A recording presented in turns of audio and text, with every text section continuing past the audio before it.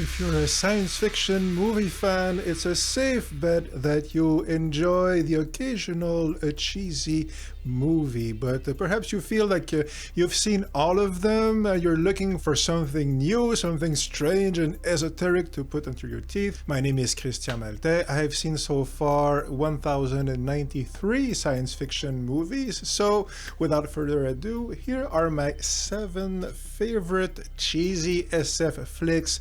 Number 7 is Star Odyssey. Star Odyssey is a Brescia movie. You might not know the name or recognize it, but if you've watched public domain science fiction movies, you've seen his stuff like Cosmos, War of the Robots, or there's 4 basically science fiction movies that came out from that guy at the same time. Most of them you can recognize because they look awful. They have no story, they make no sense, and they all have the same sets and the same costumes. I might make a video one day just to help differentiate all the movies, because it's a jumbled mess. Like, it's a subject unto itself. But Star Odyssey belongs to that pack of movies, and all these movies are very, very, very cheap and very incompetently made Star Wars ripoffs. Like the dollar store equivalent of the cheap knockoff of the President Choice, like the store brand of the Star Wars movie. It's many photocopies removed from the original, creativity. Star Odyssey, why do I begin with that? When there's 2 reasons. The first is that it's truly awful.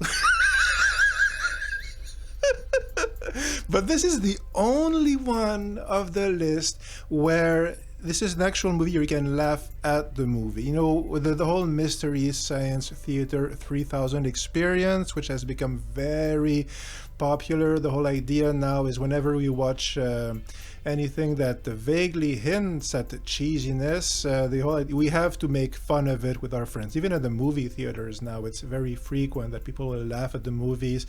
At the theater, like an actual theater with actors, Macbeth, I saw on the stage, and drama students behind me were very loudly laughing and making jokes during the presentation. And I told them afterwards that it wasn't cool, and they got super upset.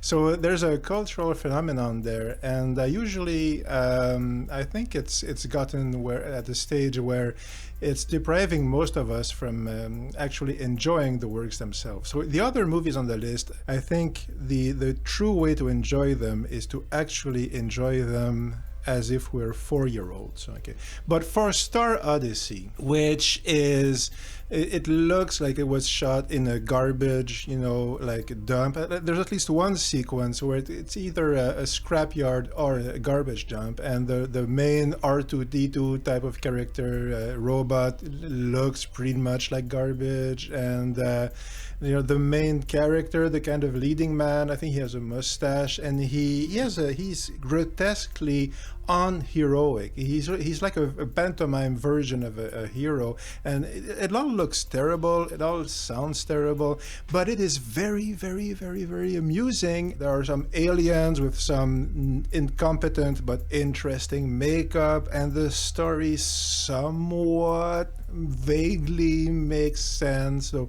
there's an auction at the beginning. I still don't get what that's about, but the idea here is that of all the Brescia science fiction movies, this one is the most enjoyable, and it's certainly the funniest one to watch with friends, and you can have a good time, with your buddies, riffing on the movie. For that type of experience of watching cheesy movie, that is a great choice. Okay, Star Odyssey is a great candidate for that, and if you haven't seen it, that would be my recommendation. But for all the others, again, the idea is to watch them with the the awe and wonder of a 4-year-old, which is usually the level of competency of the filmmakers involved. So number 6 is the perfect candidate for that, because it's Ed Wood. Ed Wood's Bride of the Monster. So why this one and not, for instance, Plan 9 for Outer Space? Well, the truth is that as a movie experience, Bride of the Monster is a movie I have watched many times with pleasure.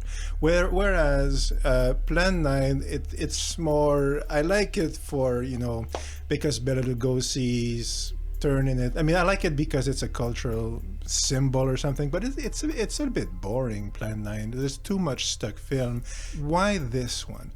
Why Ed Wood? We all have this idea that Ed Wood is this horrible filmmaker, and he is, but we're missing something here. Is that Ed Wood's movies are charmingly awful. So the idea that Ed Wood is the worst director of all time comes, if I remember, from like the Golden Turkeys, the Michael Medved, I think. I mean, it comes from a book and a certain movie critic from the 70s. Movie critics back in the day, they were very much driven by mean-spiritedness.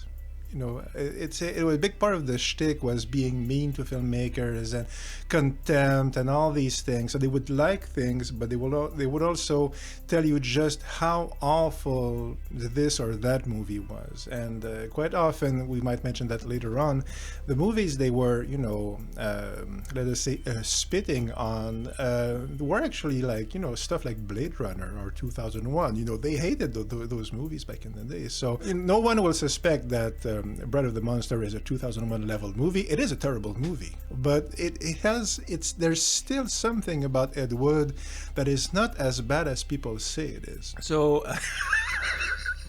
I'm tempted. I mean, I will say it now, but there is a bit of a Phantom Menace link to have with Ed Wood, because I like Phantom Menace. Okay, it has horrible stuff in it, but I like the prequels generally. But the idea is that what didn't work in the prequels, what got so many people upset, and when I saw it in the theater, I was like, I did not like it the first time I watched it, and none of my friends liked it, and there was a gloomy silence when we came out of the movie theater. I'm just being honest here. But that is because George Lucas, though he had a personal vision, he made a lot of bad artistic choices. Like Jar Jar Binks is too exaggerated. Like the fart joke was 1 step too, like 12 steps too far. The voice was too caricatured. So the idea here is that, while there's tons of cool things in the Phantom Menace, there are lots of bad creative choices, like unchecked bad creative choices, which were checked back in the 70s and 80s or for the earlier movies. And here he had free reign and nobody to tell him no, so bad creative choices were made. Well, Ed Wood is like that, but every single decision is like that. But the thing is that there's still some cool stuff in there. So there's I think it's maybe on a documentary on Ed Wood. I forget which one. And one of the commentators, I forget who it is, but he says he's telling about the experience of watching an Ed Wood movie, and he says, I'm watching this movie, and that's not so bad. It's pretty cool. It's pretty interesting. And then somebody says something really stupid, or the cardboard set starts shaking, and he says, "Oh yeah, it's an Ed Wood movie." So that's the experience. That's the thing. And the example I'm going to give is like in Plan 9 for Outer Space. So Criswell stars the movie, and he's talking directly to us, and he's seeing the future, yes? And he's saying, "Remember, my friends," I think at the end he says that, "Remember, my friends, future events such as these will affect you in the future." And so future. So the beginning is kind of okay. The lighting is kind of okay. Criswell, well, he's a hack, but he's a charismatic hack. I mean, he's cool. But future events like such as these will affect you in the future. It's a terrible line. And how is it that Ed Wood did not notice that he was repeating, future and future, and you shouldn't do that. Well, he does stuff like that basically every scene. He's always doing things like that, and he never seems to notice. And every time there's a chance to, if there's a metal bucket, for a mop, if there's a metal bucket, he will step in it. He will go out of his way to put a metal bucket in the middle of the scene so that an actor can step in it accidentally, and he will leave it in the shot because it's not about tiny details, it's about the big picture. And yet, so it's awful. But the thing is that, last thing I'm going to say for Bride of the Monster is that it's horrible and it's terrible, and Thor Johnson, I think he plays Lobo in this one. But there's still something that works in the movie. Bela Lugosi, his whole home, I have no home, haunted, despised, haunted like an animal, I will build a race of atomic supermen which will conquer the world.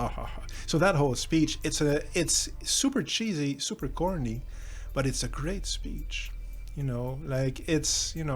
You can truly feel that, it feels like Bela Lugosi is speaking from the heart, and there's an element of real pathos in there. And so usually, like in Glen or Glenda, for instance, the whole cross-dressing transsexual movie, I mean, it comes off as super sincere because Ed Wood was an actual cross-dresser in real life, and he had complex emotions about that, if you like. So it's a terrible movie, Glen or Glenda, but it still has, a personal vision. So I like Ed Wood's movies because while they're usually awful and incompetent, they have a real voice in them at the same time, and he seems to be able to do no right. He can only make mistakes, but there's still something personal there, and I think Bride of the Monster is the one that works the best, the most enjoyable. So that's my number 6.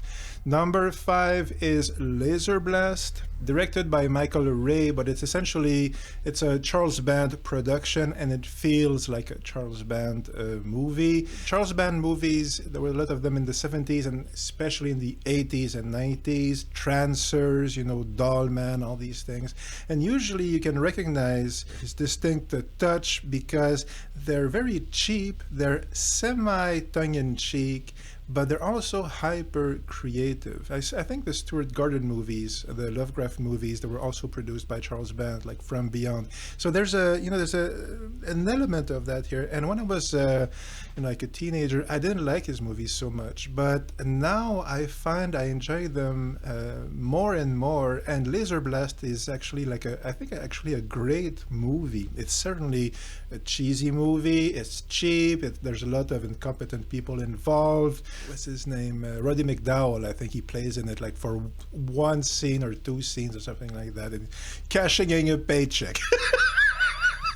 But most of the people are not very good, but the story is great. A kid finds a laser gun in the desert, and he discovers he can use it because he finds the amulet that powers it.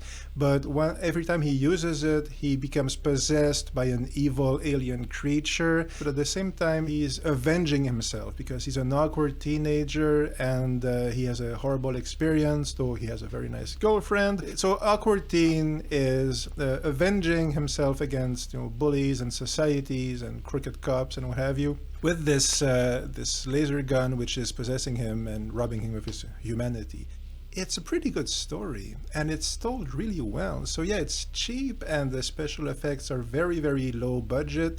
But at the same time, talking about the special effects, there are stop motion aliens because the laser gun comes from another planet, and the evil alien was being tracked by space cops, which are these lizard people. So they kill him, but they leave the ray gun then. And if an hour later, then their spaceship going back, and you see the reptilian aliens and their saucer, and their boss comes on the viewing screen, and he starts ripping their head off because they left the ray gun on the planet, and it's all in alien language. You don't hear anything, but it's basically like the McBain scene in The Simpsons. You messed up, McBain. It's basically that. Like, it's the police chief, but it's a reptilian overlord, and it's so charming, and it, stop motion takes a lot of effort and a lot of work, and they didn't need to do that. They could have put people in a suit, but they didn't. They put the time and the energy and the creativity to put those aliens and to build those spaceships. And all the Full Moon movies, and certainly Laser Blast, is like that. They're all like that. They're filled with tiny, tiny, tiny details, which is here the opposite of Ed Wood, because in Ed Wood every detail is wrong.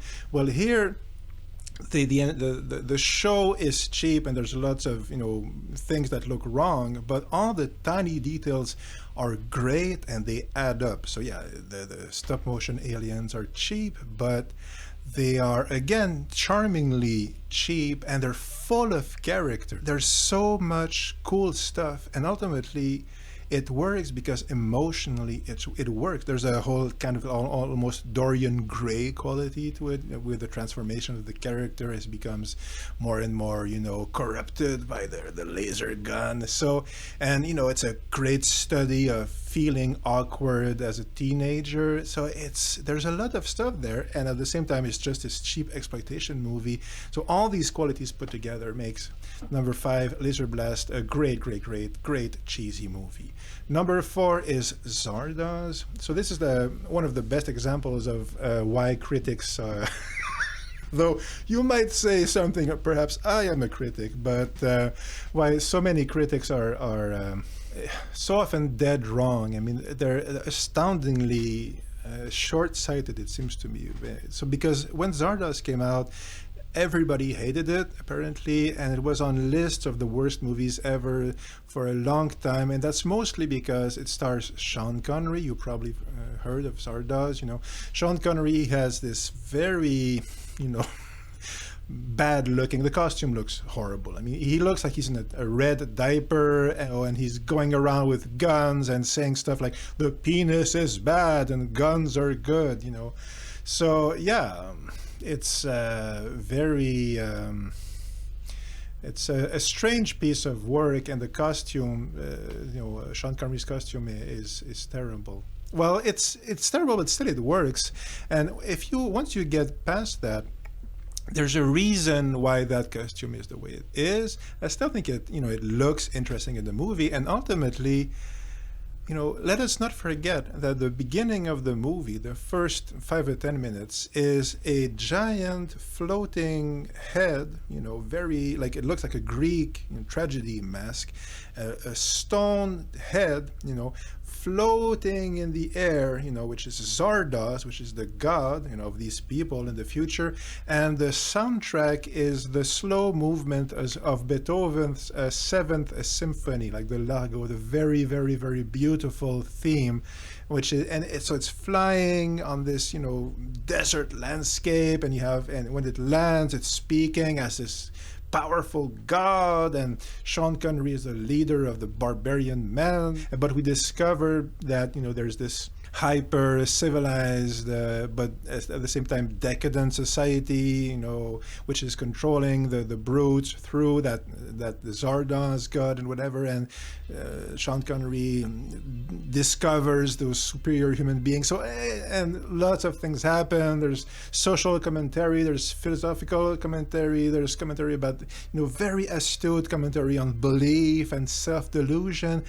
It's brilliant stuff. It's amazing, brilliant stuff. There's Charlotte Rampling in there. She's great. Like, I love Charlotte Rampling. So the idea is this: we have a fantastic movie by John Boorman, who did Deliverance. Just before that one, he did Excalibur later on. I think he did Point Blank also. So this is a great, hyper creative filmmaker making a completely bonkers science fiction allegory filled with trippy visuals and sound and jokes, and it's wonderful. So yeah, it's cheesy because of some of the dialogue and certainly the costume, and because we have this idea that it's cheesy because the critics said it was bad, but it's fantastic. Zardoz is wonderful. So let us redeem it wholeheartedly. Number 3 is Island of the Fishmen from 1979. This was also released as Screamers in the United States. I haven't seen the Screamers cut, but it's like they removed like half an hour of the movie. It's one of the most infamous butchered movies of science fiction, and for a long time, I know that the Fishmen, it used to run on television in the 70s, 80s, and we only had at the time, obviously, was pan and scan copies of a bad print and a bad copy and bad dubbing on not very great televisions. And when you watch it like that, the movie doesn't look good, and it comes off as supremely cheesy. And also this is not helped by the fact that the Fishmen, when we see them, the costumes look very cheap. I mean, they are not they just look like, they look terrible. Just put it bluntly, the Fishmen don't look good in this movie. But when you actually see a good print, like once it came out in DVD, Island of the Fishmen is actually a pretty great movie. So it's a Sergio Martino movie, and all the Italian directors, there are hacks. There's plenty, like Luigi Cozzi and Bruno Mattei and Umberto Lenzi. Though even Umberto Lenzi is better. So you see, there are very, very bad directors. Like Brescia is a bad director, I would say. But once you get at Sergio Martino, he's still making low budget movies, because Italian movies pretty much always have low budget, certainly at the time. But he's a very, very, very competent director. He made lots of great movies, like Torso is relatively well known. I think After the Fall of New York, I think, is a Sergio Martino movie. He's very competent. It looks like a bigger budget movie than it is. And what Island of the Fishmen is a cool mix of an adventure movie with Island of Dr. Moreau. So that's basically what it is. The bad guy is played by Joseph Cotton, who played in Citizen Kane and a million movies. And there's a girl, she's played by Barbara Bach, from A Spy Who Loved Me, and she's pretty cool in this. And it's a cool story. It's shot well. It's well directed. The suspense works well. The adventure works well. So it's just a very, very enjoyable adventure sci-fi movie, but it is cheesy because it has low budget and the monsters look bad, but I don't care. I like that one. It's my number 3. Number 2 is Starcrash. That could have been my number 1. Like on my French channel, I did a list like this with my 7 favorite movies of favorite science fiction movies, and Starcrash is on there. I mean, it's one of my 7 favorite science fiction movies of all time, and it's a Star Wars ripoff. I didn't put it at number 1 because I have talked about it in other videos, and I wanted to talk about another movie for number 1. But I saw Starcrash on the big screen a year or 2 ago, and that truly is a movie shot by a 4-year-old for 4-year-olds. So Luigi Cozzi, he's not a good director. He's usually a pretty bad director, but he's a guy like Ed Wood who just loves movies.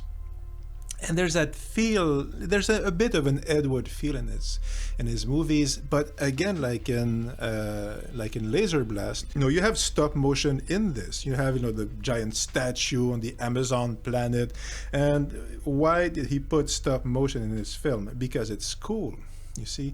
And Starcrash is like an hour and a half of a super geeky science fiction fan putting stuff in his movie because it's cool. So yeah, it's a Star Wars ripoff, so there's lightsabers because that's cool, and there are robots because robots are cool, but there's an Amazon planet because Amazons are cool, and the spaceship is called one of the spaceship is called the Murray Leinster because he's a science fiction author from the 50s, and there's lots of little references like that. There are tons of actors in the movie.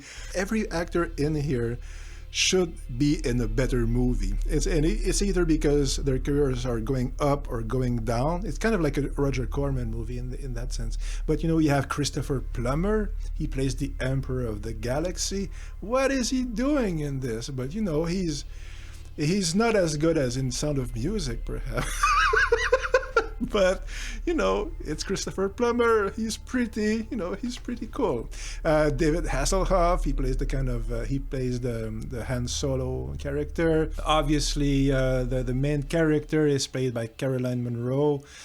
She's so fantastic. She's obviously not, she's not playing Lady Macbeth usually. She's not that level of, master thespian, but she's always wonderful in the movies. She also plays in Spy Who Loved Me, I think. Either that or Moonraker, one of the other. She played in, Scars of Dracula, one of the Hammer Dracula movies. She played in a few Hammer movies. And she's always wonderful and fantastic. I love her so much. Like the Sinbad movie with the one with Tom Baker. I think she's in that one.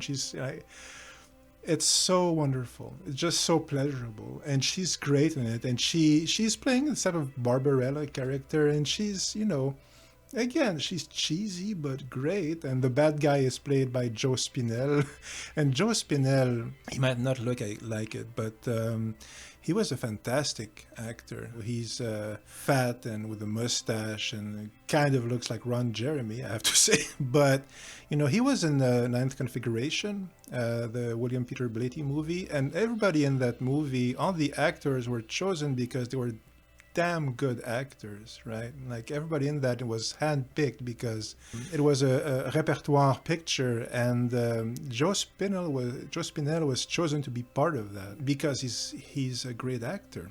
He's dead now, but he was a fantastic actor. And the most famous team up of Spinell and Caroline Munro is Maniac, the William Lustig movie, which is hyper gory, hyper extreme, but it's a fantastic, let's call it a slasher movie. It's way over the top, goes too far in many, many ways. But Joe Spinell is great in that, and Caroline Munro plays the love interest, and they have a great dynamic together. That's the thing.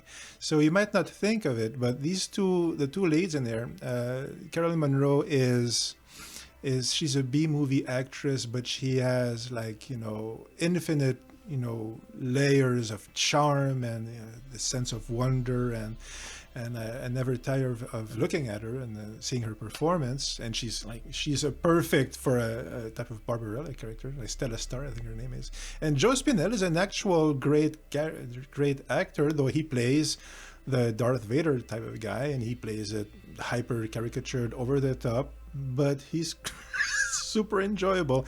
So yeah, it's a love letter to science fiction, and it's cheesy, but it's filled with cool stuff and cool actors doing cheesy but cool things. So number 2 is Starcrash. Before mentioning my number 1, a couple of honorable mentions. Well, obviously there are tons. I thought perhaps of talking about The Humanoid with Richard Kiel, which is another Star Wars ripoff, I think from '79. I didn't mention it because it's been too long since I've watched it, and I would need to rewatch it again before talking about it. But I remember being pretty impressed with that. Again, it's like Richard Kiel, who Jaws from the James Bond movies, Spy Who Loved Me and Moonraker, and he plays like this ambassador from another planet, or agent from another planet. But I think he's one of the good guys, and he comes on Earth, and science fiction stuff happens. But I remember being very impressed. It was a very enjoyable, though very cheap and cheesy movie, but very good Star Wars ripoff.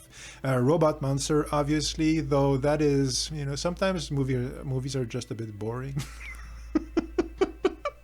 And for me, Robot Monster is kind of like that, but it's smarter than people think.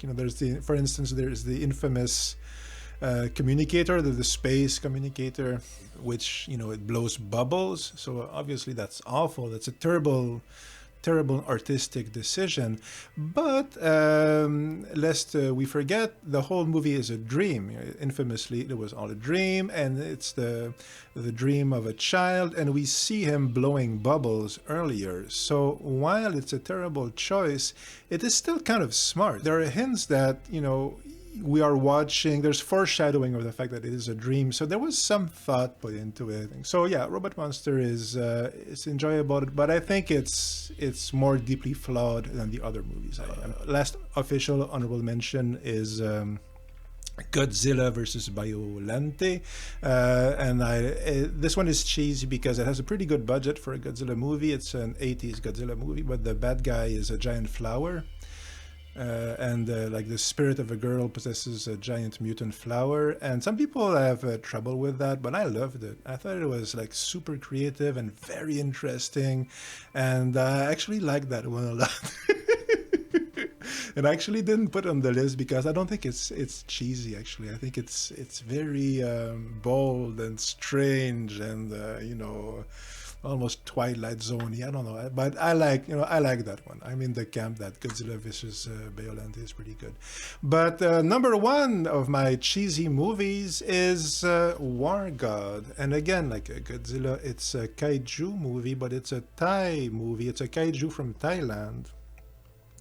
And it was thought lost for a long time. And if you have never had the pleasure of even hearing about War God, it's so the idea is that Martians invade the Earth. And there's just three Martians, and they're giant, like tall. They're tall, like skyscrapers, and they look like the Bubble Men in the Love and Rockets music videos, like New Tale to Tell. Like they look like kind of space bees or something like that, and they walk like a 5-year-old imitating a robot. Yeah, they land on Earth and they start destroying Tokyo or whatever. And the sculptor, an almost blind sculptor, is making a sculpture of Guan Yu, the legendary hero, who you might know from Romance of the Three Kingdoms, the movies and the books and the video games. I was a big fan of the series. Like the statue of Guan Yu becomes inhabited by the actual spirit of the legendary Guan Yu, the war god of the title, and the statue therefore grows as big as the Martians, and so you have city leveling action between the giant Guan Yu and the three Martians. And there's a science institute where they create a laser gun in like 5 minutes, and they doesn't work. And there's the girl, and many strange and wonderful things happen. There's only one copy. As I said, it was thought lost, and somebody found a copy, but that is pen and scan with burned subtitles on it, but you can't hear, you can't read at least like about half the subtitles because the left and right of the image has been chopped off. So one guy, I forgot to note his name, but one, noble soul transcribed as best he could what the subs were and re-added them on top of the picture, and he dubbed it the semi-watchable version, which is the one you might find on YouTube, which is the one I saw.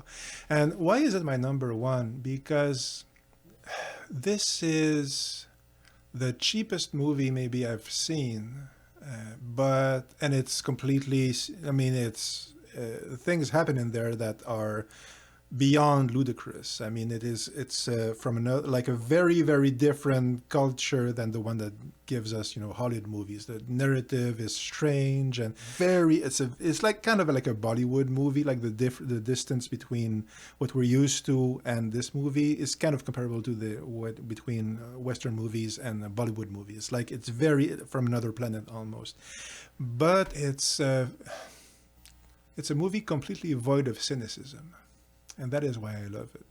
It's a movie that you can just watch, and even though everything is kind of cheap and terrible and you can barely understand what's going on, it still feels wonderful. It feels like when you were a kid. And if you were a kid, let's say in the 80s, for instance, and you went to the movie theaters and, there were the curtains went up and, silenced the room, and that kind of feeling of being, in awe and wonder in front of the screen, of the magic of cinema, you feel that here, and you feel that thing because, again, it's void of they're not trying to start a franchise, they're not trying to they're trying to impress you with nothing, with just creativity, And what this feels like in many ways is if you saw Be Kind Rewind with Jack Black, where they work in a video store, VHS store, and they accidentally erase all the movies.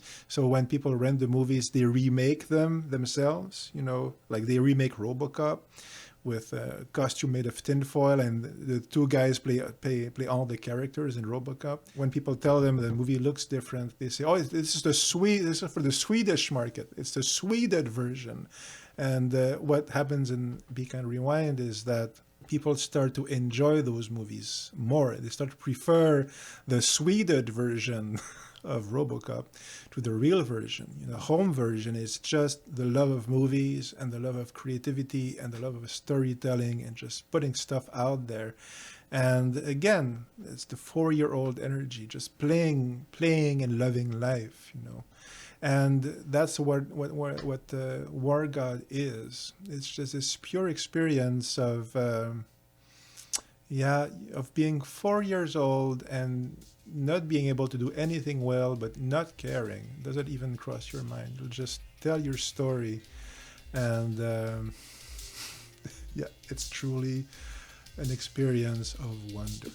So that was it for this one. And again, as I said, personally, I find that if you want to watch if you want to laugh at the movies, go right ahead. But I find that if I open myself to those movies as a child, I get something from it. This form of almost spiritual nourishment from accepting that we're human beings and we can do cool stuff even if sometimes it looks a little cheesy. So that's it for now. Take care and keep watching the sky.